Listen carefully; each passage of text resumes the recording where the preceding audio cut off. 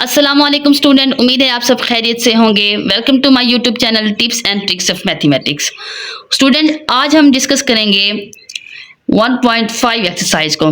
लेकिन 1.5 एक्सरसाइज करने से पहले हम डिटर्मिनेंट ऑफ मैट्रिक्स पढ़ेंगे, नॉन सिंगुलर मैट्रिक्स कौन से होते हैं, जॉइंट ऑफ मैट्रिक्स क्या होता है, जॉइंट किसे कहते हैं और इन्वर्स कैसे लेते हैं, ये सब हम पढ़ लेते हैं क्योंकि ये हमारी एक्सरसाइज 1.5 में इस्तेमाल होंगे। तो सबसे पहले हम डिस्कस करते हैं डिटर्मिनेंट ऑफ मैट्रिक्स। ठीक है, तो उसके लिए हम लेट करते हैं कोई एक स्क्वायर मैट्रिक्स हम ले लेते हैं, उसमें हम ले लेते हैं ए बी सी डी। ये हमने एक स्क्वायर मैट्रिक्स ले लिया बाय 2/2।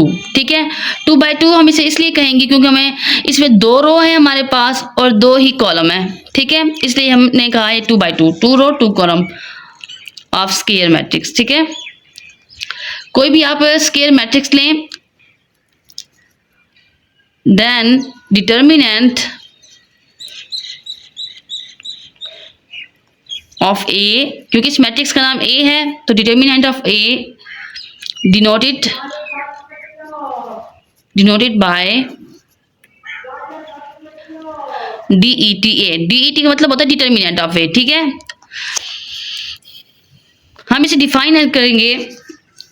यहाँ पे देखें, डिटर्मिनेंट का जो साइन होता है वो हमारे पास इस तरह का होता है डिटर्मिनेंट। ठीक है, आपने ए के साइड इस तरह, आपने ब्रैकेट नहीं लगानी क्योंकि कुछ बच्चे ब्रैकेट में से इनक्लोज कर देते हैं तो वो एक सेट बन जाता है। हमने सिर्फ 2 लाइनें लगानी है इसकी साइड पर, तो ये डिटर्मिनेंट का साइन हो जाएगा। ठीक है, अब फर्ज करते हैं हमने डिटर्मिनेंट लेना है, डिटर्मिनेंट ऑफ ए किसका लेना है, ए बी सी डी का।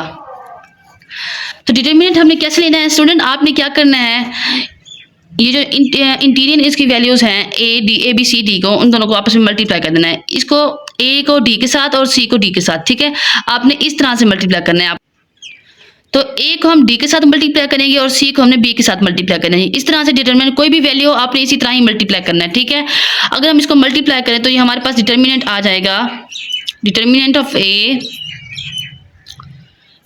D.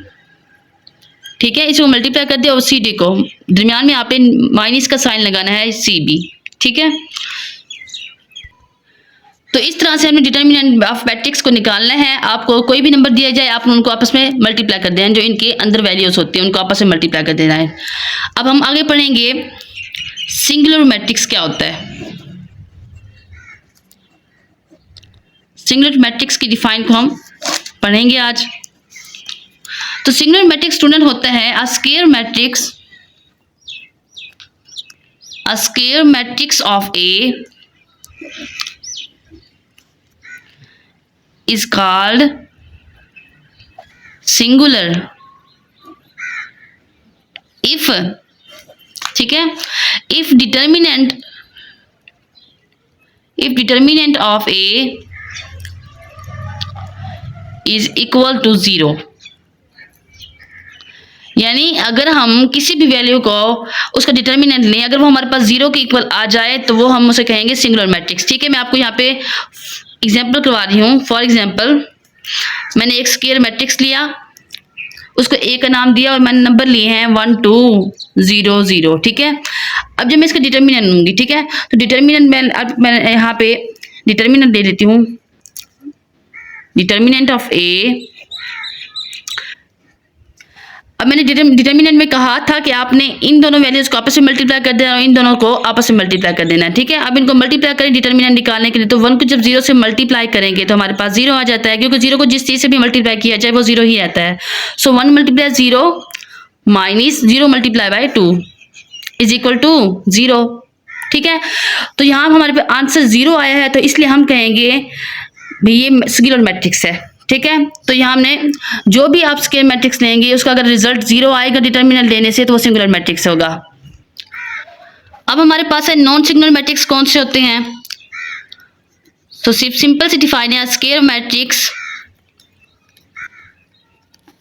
A is called non singular if determinant of A determinant of A is not equal to 0। ठीक है, यहाँ पे हमारे पास 0 अगर रिजल्ट ना आए डिटर्मिनेंट लेने से किसी भी मैट्रिक्स का, तब हम कहेंगे it is non singular matrix. ठीक है, अब यहाँ पे मैं आपको एग्जांपल दूंगी। फॉर एग्जांपल अगर हम एग्जांपल लें, एक स्क्वायर मैट्रिक्स को मैंने ए का नाम दिया और उसमें मैं नंबर ले रही हूँ 1 1 0 3। ठीक है, अब इसका हम डिटर्मिनेंट लें तो डिटर्मिनेंट ऑफ ए 1 1 0 3 है।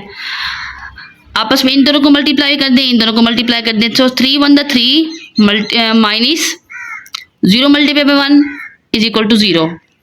तो ये हमारे पास 3 आ गया आंसर। इसका मतलब ये नॉन सिंगुलर है, क्योंकि हमारा आंसर डिटर्मिनेंट लेने से 0 नहीं आया, तो ये हमारे पास नॉन सिंगुलर मैट्रिक्स होगा। ठीक है, अब हम चलते हैं एक्सरसाइज 1.5 का पहला पार्ट मैं आपका करवा रही हूँ। उसमें हमें कहा गया है find the determinant of the following matrix. तो हमें एक मैट्रिक्स दिया गया है स्क्वायर मैट्रिक्स, उसे हमने ए का नाम दिया है और हमें नंबर्स दिए गए हैं -1 1 2 0।